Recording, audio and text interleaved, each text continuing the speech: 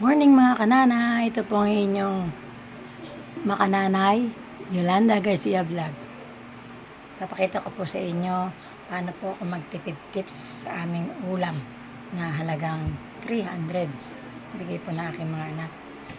Ang una ko pong binili is 1/4 na manok na halagang 105.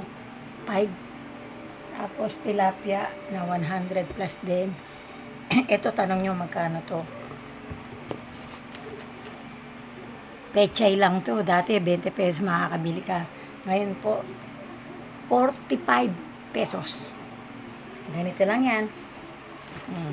Tapos sili.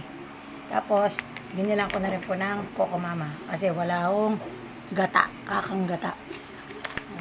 Nagsasayang pa lang po ako ngayon. Yan. Hindi po ako nakapangalakal kagabi kasi lakas po ng ulan dito sa amin sa Cavite. Yan.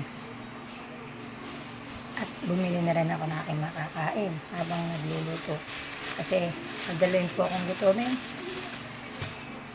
At saka, sino mo bang hindi mabubusog dito? Ang laki. Maubos niyo ba to? Maubos ko to. Kaya lang, walang lasa. Ayoko ng madiabetes. Ito po yun. Ganito lang siya. Kain tayo.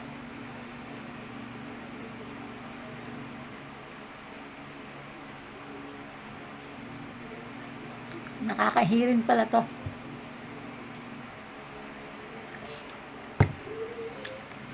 Sarap po. Po, pag nangangalakal po ako, itong binibili ko para sa apo ko. Si favorite niya to. Kaya po, ham and cheese. Kaya po minsan, pagkasama ko yung batang yun, buhay na buhay. Buhay na buhay po. Kasi po, pag nakikita siya ng mga tao na may hawak na sako, tinatanong pa po kung lola niya ako. Sasagot siya. Maya-maya, binibigyan na po siya ng 20 pesos. Tuwan-tuwa na po yung batang yun. Mama, may pambili na tayong aming cheese. Yan. Siyempre po sa labas, ngayon lang ako nagsuot ng ganito kasi sinukat ko lang po. Bigay lang po sa akin. Kaya, ganda po ba sa akin? Pero pag lumabas po ako, siyempre, ang ano lang po, natural na damit, ang kalakal, ang sinusuot ko kasi umuulan. Wala na nga po doon yung mga nangangalakal na mga kaibigan ko. Saan na kaya nagpunta? Ako na lang po ang uling bumalik. Ako po ang parang original. Ito.